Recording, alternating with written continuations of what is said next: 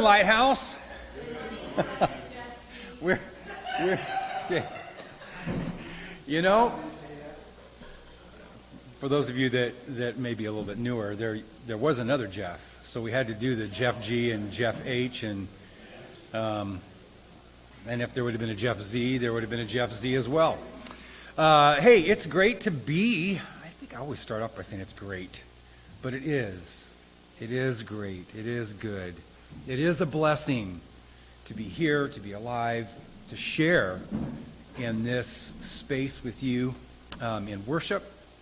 And to all of our online attendees, thank you so much for logging in and being with us from wherever you are. Last week somebody was on there, had just lost had gone through the loss of their spouse, and was finding this space to be healing, just being able to connect in that space. And we never know what people are walking through, what they've been through. And so we rely on God's Spirit to connect with all of us. But here we are. It's fall, and we are, it feels like summer in San Francisco. We did not get our beautiful summer. It didn't feel like we got the beautiful summer weeks, but anyway. But we're going to direct our attention to God and just reminding ourselves that all week long, we're constantly looking to our left, to our right. We're living in a horizontal space, right? And we get to, on this day, stop that jerking this way and that way and get to lift our heads up collectively as a community and worship God.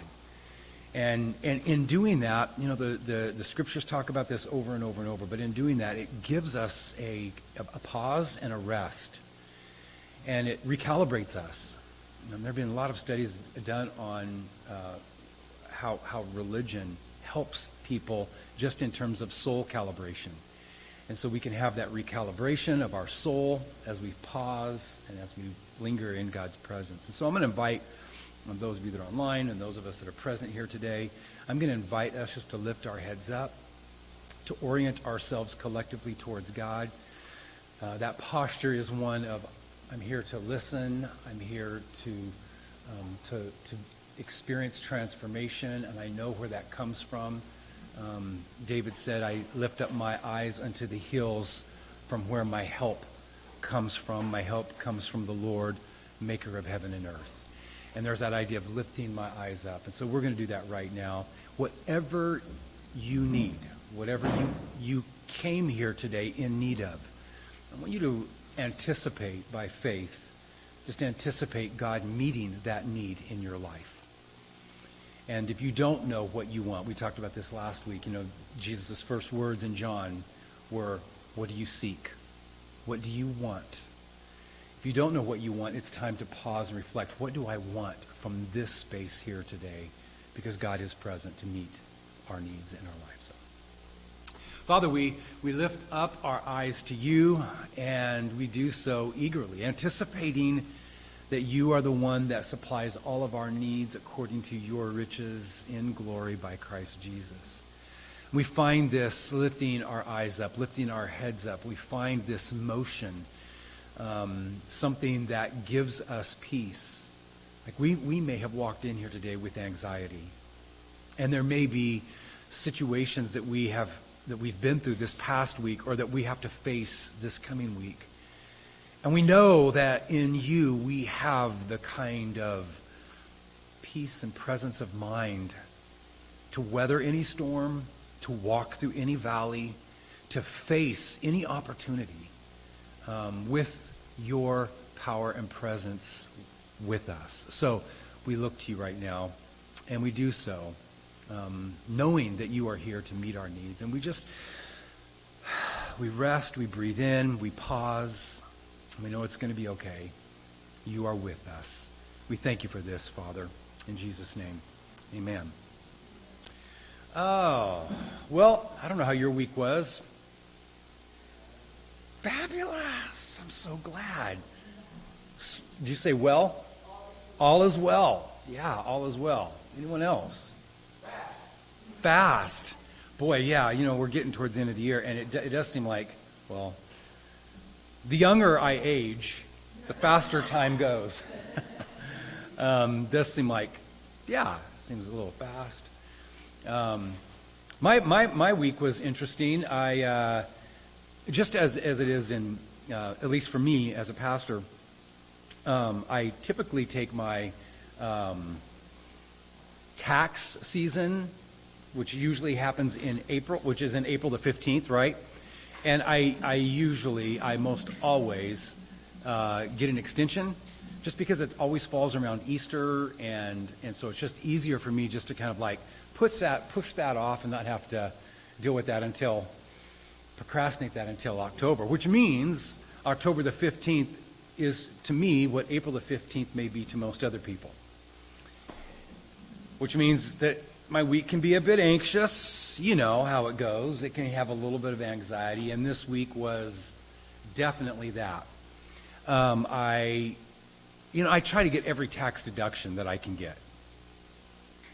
I try to, like most of you, maybe most of you aren't this way, but I figure, I pay my taxes. I want to get every break that I can get. And so Friday night, I had finished up my taxes, and I have my tax accountant that I've had for 30 years. Ever since I've been in ministry, works specifically with pastors because there's unique deductions that go with pastors, and so and with nonprofit work. So I have the same one that I've had all these years. Well, just so happens that the past 3 years, my taxes have gone through the roof. And it's not that there's been an increase in my paycheck. It hasn't. In fact, last year I got less just due to what we were going through at the building here, and so I was just like, So, and I always get when it comes back, you see the PDF come in, and you have to sign the document, and as soon as it comes in, there's like a little bit of anxiety, right? That kind of go like, I'm going to open that up, and then I'm going to see what I owe. And so for the past 3 years, I've usually got money back, but for the past 3 years, it's been more and more and more. I owe more. And I'm just like, I don't understand. And last year was just, I had to do the whole thing where I set up a payment plan, and I had to pay it off throughout the year, and I finally paid it off in June. It was that whole thing. Each month paying a little bit more. Finally, I got it paid off, and I'm like, okay. And I just wasn't anticipating that my taxes would be that high. I had enough set aside, typical amount, but I'm just like, I don't understand. So on Friday night when I go to bed, because I know I'm going to get my taxes back on Saturday. I'm going to get my return. I'm going to know how much I owe. I had so much anxiety on Friday night. I could hardly sleep. I had nightmares about the IRS. I had nightmares about how much I would owe and how heavy this burden would be, and I had taken all of the deductions I could, and I had rounded up a little bit, which I started feeling a little in some of my numbers. I was just starting to feel a little bit anxious about, and I was like, I'm a pastor. Why did I round up these? I should have just been exactly to the penny. I'm feeling all of that. But I'm like, but man, I don't want to pay all these. And so there's this war going on inside of me. So I wake up the next morning, I'm just like, I wasn't as honest as I should have been.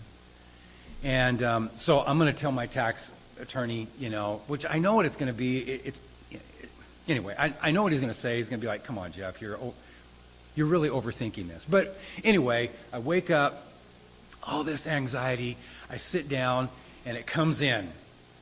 That PDF comes in, and I see it, my inbox goes ding, and it says IRS tax return 2021.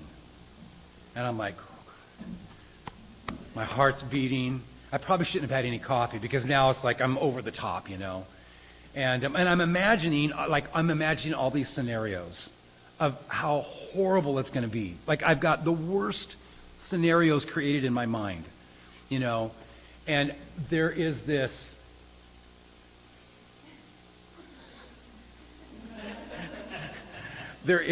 negative energy that I feel all around me. Like, I am looking through, the glass is not just half empty, but it is half empty with horrible things within it, And I can feel this this ugliness around me, and I'm stressed out of my mind. I can't, I'm trying to paint the picture just so you understand. So I sit there, and as it goes, you know, you start believing something, and you start feeling that negative energy, and you start creating scenarios in your head, and all of a sudden, my stomach is hurting. I've got a splitting headache. So it's affecting me. You know, it's that, you know, psychosomatic. It's like there is this effect on my body now. Like I'm feeling it in my body. And I'm just like, you know, my life is over. And finally I just stopped. I'm like, why are you obsessing over this, Jeff? Like, what's the worst thing that could happen? Well, I could owe $9,000 or $10,000. I'd have to stretch that out over all of next year. You know, that's the worst that could happen. The IRS could show up. They could arrest me for I don't know what, but they could arrest. Like the worst that could happen, I would be in jail. Like, it's funny. One of these times I'll just share with you kind of my financial story. But early on, just to give you a little bit of where the anxiety comes from, when I was like in my 20s, I made such little money that I would get audited every year by the IRS. I got audited like 5-6 years in a row. And they would just say, there's no way you can live off of that much money. You are, like one IRS agent said, you are laundering money, we know it. And we've got our whole team on you. And I was just like panicking. I'm like, look, I don't make that much money, honestly. No, something's going on here. I was under so much anxiety, I got an attorney. I was like, you've got to help walk me through this. So I've had this happen, you know, so many times I just have anxiety. I don't know. It's just like, what are they going to do? And in every case, I've never, in fact, in all the cases, the IRS ended up owing me money when they got finished because I hadn't taken all of my deductions. So here I am, right? I'm looking at this. I hit my inbox button. I hit the IRS PDF tax return. Boom! It opens up, and I start scrolling through to page 44, whatever it is. Page 44. I go all the way down the bottom. I owe $9,800, and I am like, oh. Now I'm like stressed out of my mind. I sit there, I look at it, and I'm like, and I just feel this like Christ saying to me, why have you not asked me? Why are you bearing this all alone? You haven't even talked with me about it. You are trying to manage this all by yourself. And it wasn't like, I didn't feel like there was an anger from God at all. Like I didn't sense anger. I just felt like,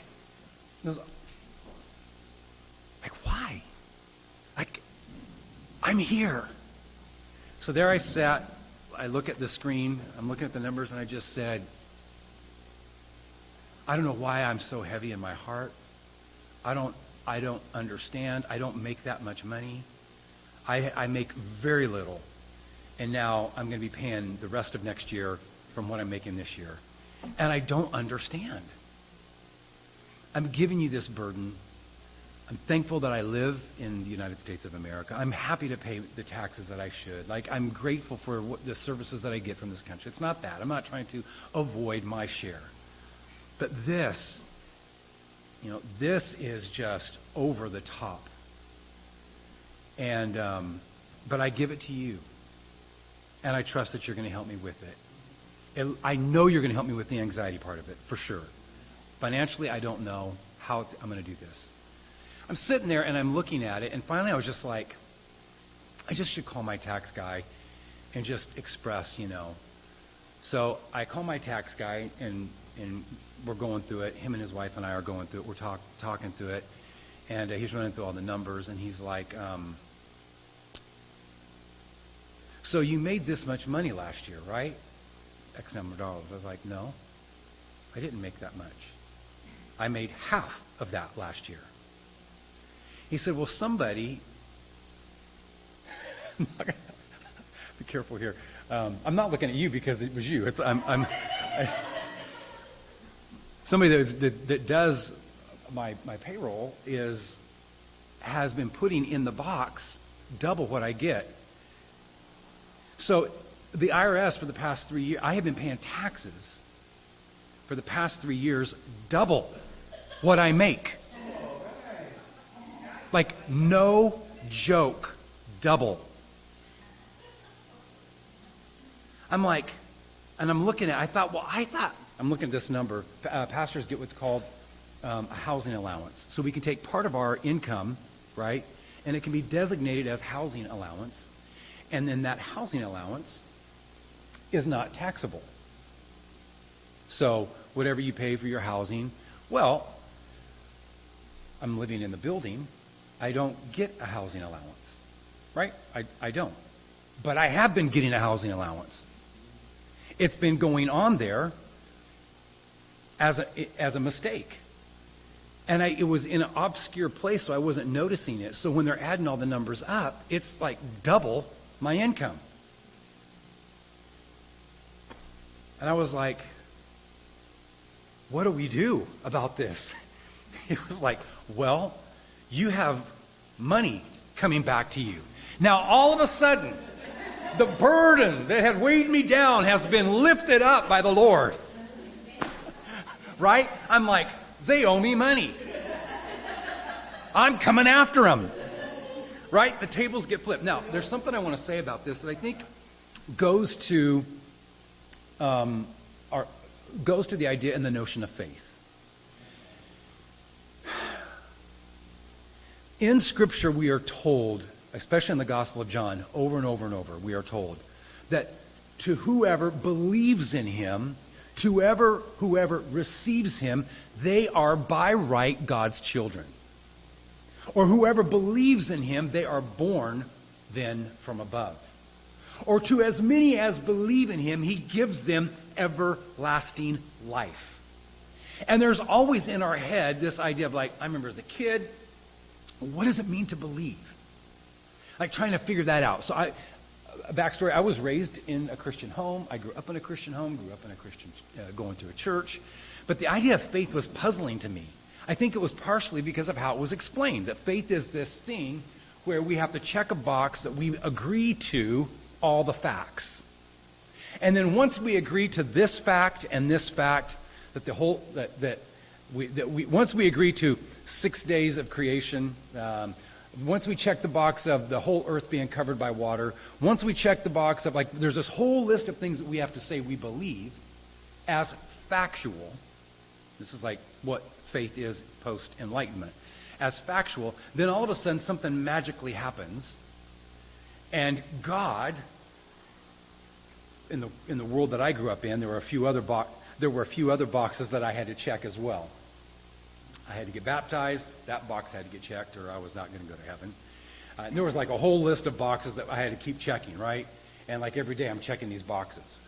But once I did that, all of a sudden the angels, the hallelujah chorus would happen. Hallelujah, hallelujah, hallelujah, hallelujah. And the angels would sing, and then I would be ushered into the heavenly gates, and I would have faith in my heart, and I would be saved, sanctified. Right? What's that? Yeah.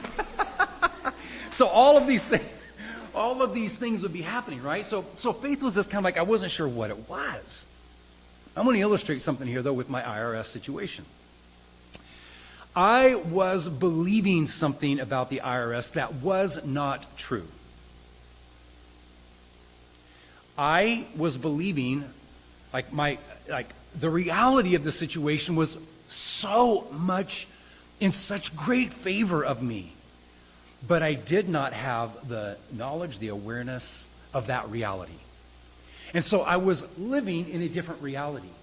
And even though the IRS owes me a lot of money, I was living as though I was about to go to jail or something was about to happen because of all the trauma that I had been through with them through the years. Earlier, like in my 20s.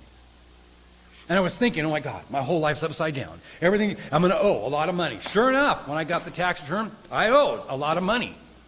I was, my disposition, my attitude, my sense of reality and what it was affecting me at a physical level. I had ulcers.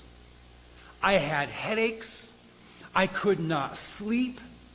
I was stressed out of my mind. I was in like gross avoidance of looking at that email once it came in. I kept going back and forth. It took God actually going, hey, why don't you give this to me? And it took prayer before I actually opened up that PDF. And even then, right, I was under such, and here's the thing that I want to say here when we talk about faith. Jesus invites us to come to him and to cast all of our burdens, all of our cares, all of the weights, as the writer in Hebrews says, the besetting sins that hold us back, that constrict us, that create toxic and negative thoughts and emotions. And it's like this, what's the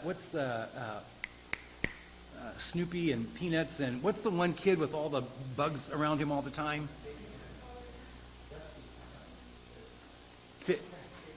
Pigpen. It creates the pigpen thing around us, where we just have this negative, toxic energy, and we see the world through that, and it affects our health. And it affects the way that we interact with other people in our relationships. And it affects the way that we see ourselves. And we get down on ourselves, right?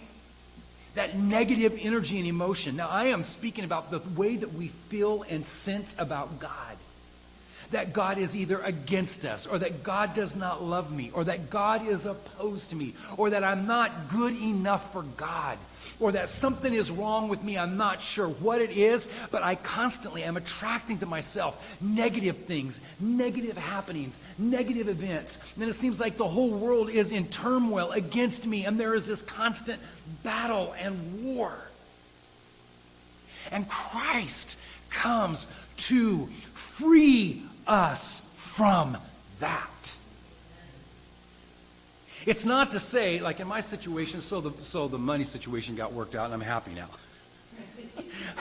I am thrilled to be on the other side of this. Okay. But that is not what truly frees us is not more money. What truly frees us is not more status. What truly frees us is not the things of this world and this earth. What truly frees us is this thing inside of us, this pent-up anger, frustration, numbness, and ache, this gnawing anxiety inside of us that just says to us over and over and over, you are not enough. You're not good enough. You don't have enough.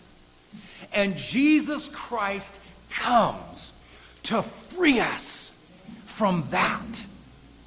And faith is not something that you conjure up through hard work and eventually you arrive at because you checked a bunch of boxes. Faith is just a shift in perspective.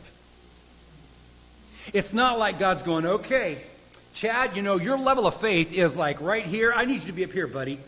And once you get up here, you'll be good. Now, come on. Let's work at it a little bit. Come on, work at it, Chad. It's just a shift of perspective. It's just that shift of going, okay, I have lived my life thinking that God is against me, and I'm tired of that. Because that works in negative ways. Even though it's not true, it works. Just like it's not true that I owe the IRS $9,000 next year. I don't. When they redid my taxes, I found out, to my happy amazement, that I didn't owe the IRS $9,000. I owe the IRS just a couple. I was like, hallelujah. I can live with this. I will pay this straight way. I am happy to pay this. But that reality was always there. But my faith, what I was believing, was affecting me physically, psychologically, emotionally, and spiritually. And this is the thing, the hard reality that I came to accept yesterday is, and it was this morning again, it felt like God reminded me again this morning, is that I just don't take everything to God in prayer. I take spiritual things to God in prayer.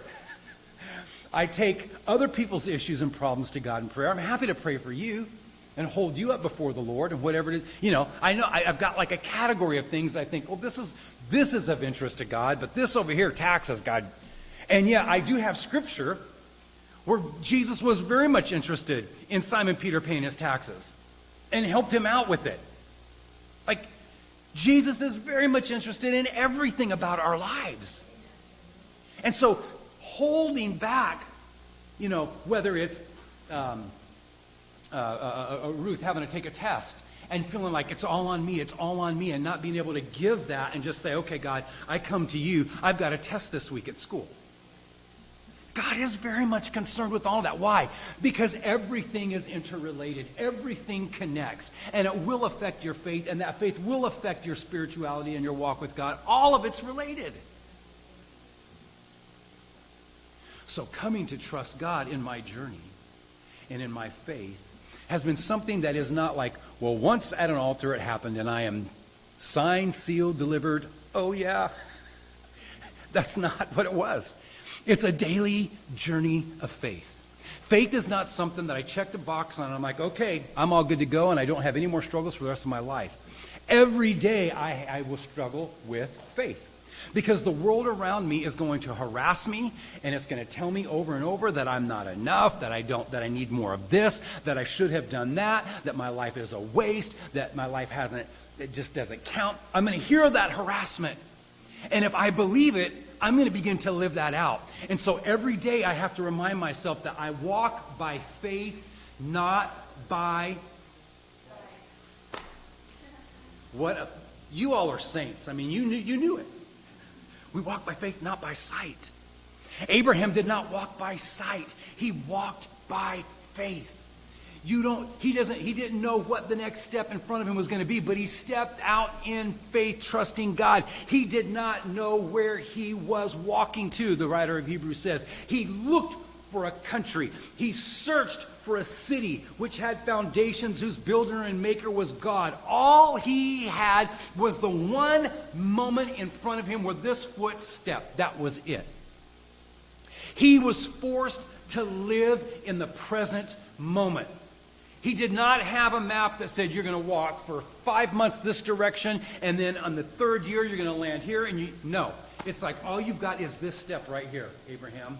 And even God says to him, wherever you step, I will give to you. You know what that's forcing him to do? To live in the step. To live in that step that is being taken in that moment. And so faith for some of us may be, as at the football game that we had last Sunday, I was talking with one of our dear brothers. Our brothers are having a good time at Muir Woods today. They're just out enjoying themselves. They usually sit over at this table, and I got a text from all of them this morning, and they're like, we're at Muir Woods. And I'm like, awesome, have fun, have a great time. But one of the brothers was when we were watching the football game, was saying to me the struggle of what faith was for him. And my heart, I could feel the weight of it, the burden of it. A lot of it had to do with the way that he was raised and what he had been through in his life. And he's just opening up his heart, and he said, some days I feel strong and some days I don't feel so strong in my faith. But I feel like every day I'm getting a little bit closer, coming to trust and coming to believe. And that's it. That's it. Not to be hard on ourselves when we're not all the way in, but to encourage ourselves in the Lord. This is what David does. He encouraged himself in the Lord, right? So you're not where you want to be, but you're not where you used to be. So you haven't arrived at the destination, but you're not at the embarkation either. You're not where you started, and you're not where you're ending. You're somewhere in between. Keep on going. Keep on taking those steps forward. And so we see that, we sense that, we feel that. So for me, faith then, even though I was raised in a Christian home and I knew all the things, I could read I had the children's Bible and I read that. We had the Bible on a record, like on an LP, and it had like a book with it, and so it would play it, and then I had the little book and I would read it. It was like a cartoon book situation, and then it would ding, for you to turn the page to the next page, or go, and then you turn the page, and I went through all of that and all the stories, but I did not have faith. Faith was something that happened to me. Faith happened to me. And this is a powerful point. Faith is not something that you achieve. It happens to you. Somebody says, how? How does faith happen? The writer of Hebrews says, faith comes by hearing, and hearing by the word of God.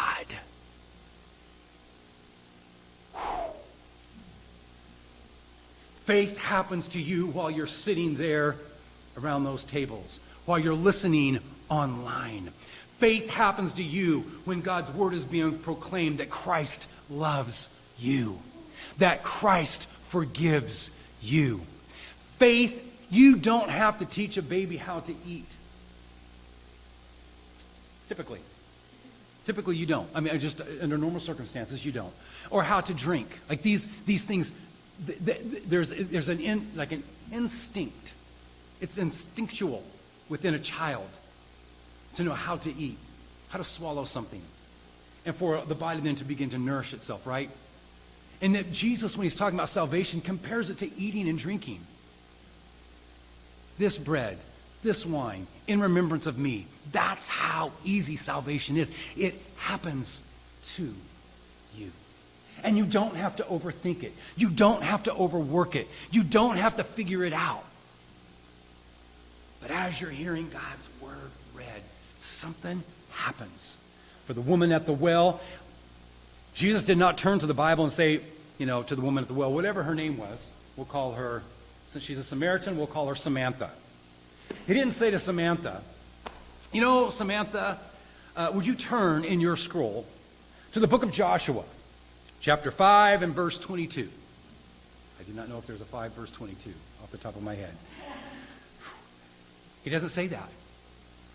Jesus just begins to speak to her, right? We've talked about this story so many times. And as Jesus is talking to her, she comes to a moment where she has faith. She just trusts him. This is the prophet. This is the one. Jesus does not say to Nathanael in chapter 1, Nathanael, I want you to turn in the Torah to Deuteronomy chapter 6, verse 4. Jesus just says to him, I saw you under the fig tree. That's all Nathanael needs. That word right there ignites his faith. Then he's like, you're the Son of God. You are the one. The blind man, again, Jesus just speaks to the blind man. The blind man says, who is the Messiah? And Jesus says, I that am speaking to you am he. And he's like, I believe. Martha at the funeral for her brother, just talking with Jesus, he's like, I am the resurrection and the life. He that believes in me, though he were dead, yet shall he live. I believe. I believe. It happens to you while you're sitting here right now. It's happening to you. Just this relinquishing the grip that we have on trying to control everything in our life. Relinquishing that tight-fisted grip that we have and letting it go. So, when the scriptures say in the Gospel of John, chapter 10,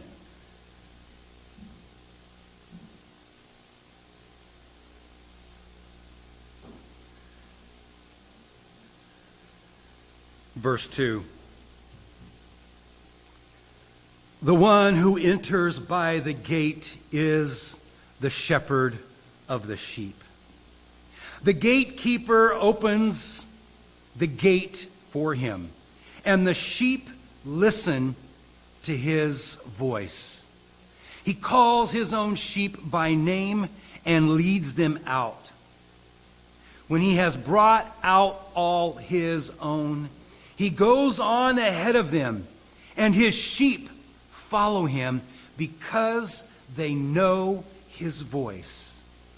But they will never follow a stranger. In fact, they will run away from him because they do not recognize a stranger's voice. Jesus used this figure of speech, but the Pharisees did not understand what he was telling them. Therefore, Jesus said again, very truly I tell you, I am the gate for the sheep. All who have come before me are thieves and robbers, but the sheep have not listened to them. I am the gate. Whoever enters through me will be saved. They will come in and go out and find pasture.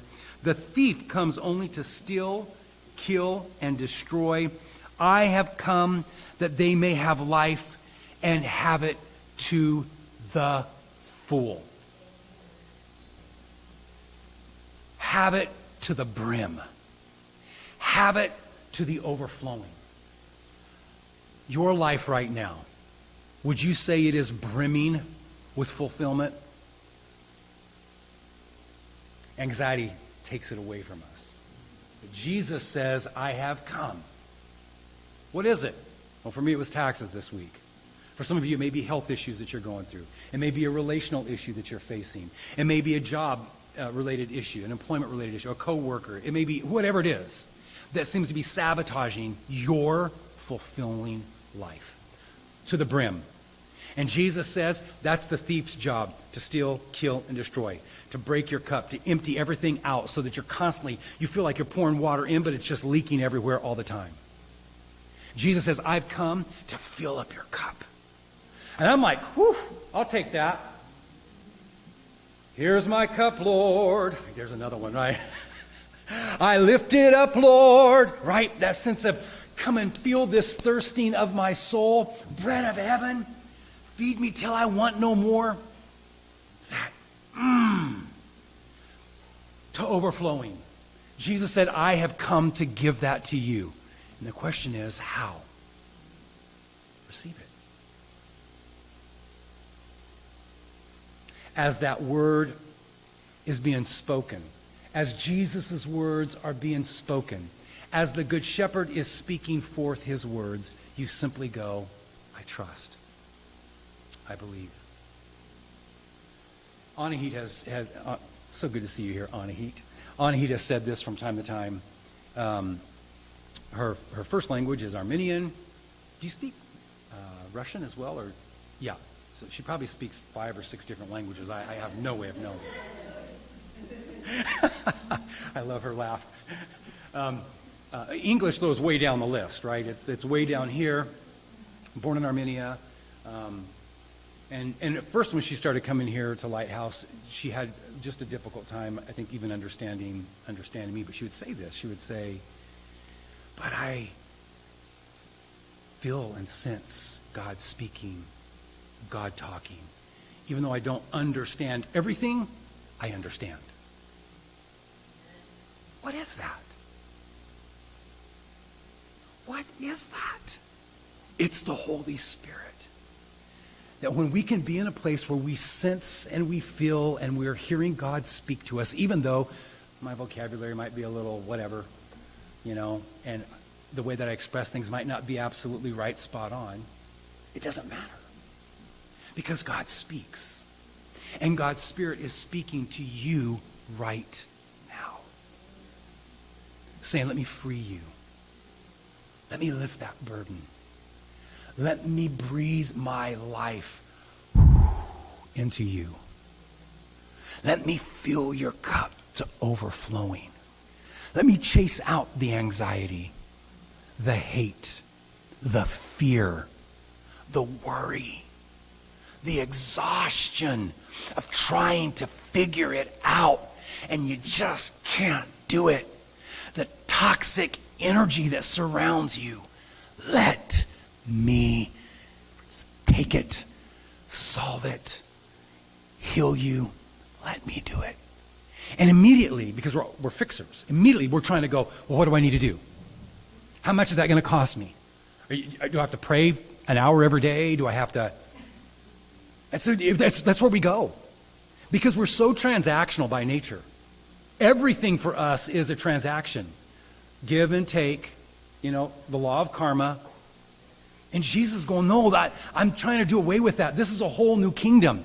It's a kingdom of grace. It's a kingdom of mercy. It's a kingdom where you get and you get and you get more and more and more. And eventually, you're going to be so overwhelmed with everything that I'm giving you, you'll start giving too.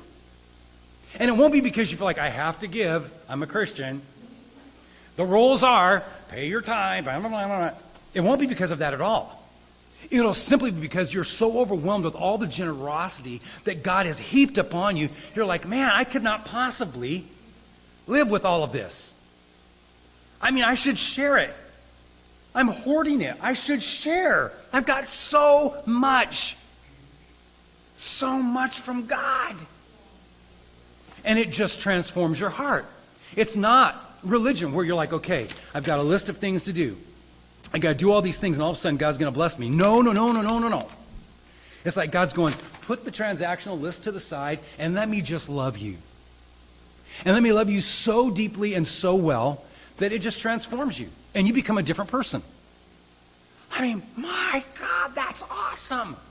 Who wouldn't want that?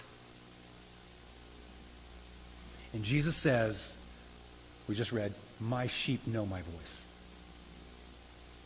They know it. I'm going to illustrate this and wrapping it. You know it in your heart. You know it. Jeff, you've heard it. Down in here, you know it. I mean, you know it. Like, it's one of those things, Giselle, I've heard your story. You know it. Like, when it happens, you're like, boom, done. No one can even question. Like, you could get all scientific and get blue in my face, and you're just not going to convince me. It's in here. I know that I know. It happens. It comes like a calming presence, like a rushing mighty wind, like a fire from heaven, like a still small voice that echoes throughout the universe, and yet it whispers inside of you. God is for you. You know, Dead Poet Society, they're standing around the case, and Robin Williams, Mr. Keating, starts whispering, Carpe diem, right? To the boys as they're standing there. Seize the day, right? He's whispering that to them. This is what God's doing to us as we stand there. He's whispering behind us, I love you. I love you. I'm for you. Trust my love. Trust it. Watch what will happen when you look at life through the lens of my love. Let it happen to you. Let it happen to you. And when it does, whoo, it's awesome. Abba, Father, we sit here, hearts brimming with the beauty of God's mercy, the Shekinah, that glowing presence of the Creator that hovers and flutters over the waters, that brings forth order from chaos, that speaks life into the world, that says, let there be, and it was. That God is present with us, saying in our midst, I love you, I love you, I love you, I love you. I bless you, I bless you, I bless you. If perchance somehow we would hear it in the silent corner of our soul and acknowledge it and respond so that our world would be ignited with the confetti of heaven. This God, this Creator, delights in His children and woos us into beauty, truth, and goodness. We honor and we worship you today. And we release all of our anxieties, all of our worries, all of our fears. We just let them dissolve in that love that knows no limit. In that in that love that cannot be measured, we let these pitiful fears go. These tormenting thoughts go. The ridicule of hell go. And we reclaim the life you have destined us to through your Son, Jesus Christ. We reclaim that as it emerges and brings forth the truth that we are beloved children of God. And it doesn't yet appear what we shall be, but we know that when he appears, we shall be like him, for we shall see him as he is. In Jesus' name. We're going to enter into a time of worship here. Johnny's going to come lead us in worship, but I would like to just preface the selections that Johnny's bringing, that he's going to lead us in, have to do with this motif of chariot. The chariot of the Lord, right? Swing low, sweet chariot. And so, the idea of the chariot is an idea that's given to us first by first by Elijah, when the chariot catches him away. And then Ezekiel, chapter 1. When Ezekiel has the vision that he has in chapter 1, he sees a chariot throne. That God's throne is movable. It's a chariot. And he sees this vision of God's chariot, and there's angels all around it. And this vision, which in Hebrew, Merkabah, this vision of the chariot throne, the Merkabah, became a whole movement of people that by the time of Jesus and thereafter, that first century A.D., there was a whole group of people, mystics, Jewish mystics, called Merkabah mystics, that they sought after having an experience with the chariot throne. They wanted that. They believed that in order for their lives to be transformed, they needed to see God's glory. And God's glory was in what Ezekiel saw, chapter 1, the chariot throne. And so they wanted an experience with that, which we're told in John that Jesus is the experience of the chariot throne, the Shekinah, the dwelling among us. The Word became flesh and dwelt, Shekinah, dwelt among us. And we beheld the glory. The glory is of the only begotten of the Father, full of grace and truth. So, as we're singing about the chariot, and I know you're going to give us a little history here, as we're singing about that, I want you to reflect on the power of, when we're talking about God's chariot, we're talking about God's glory. The beauty, the power, the presence, transforming power that fills all the universe and here as well, and is available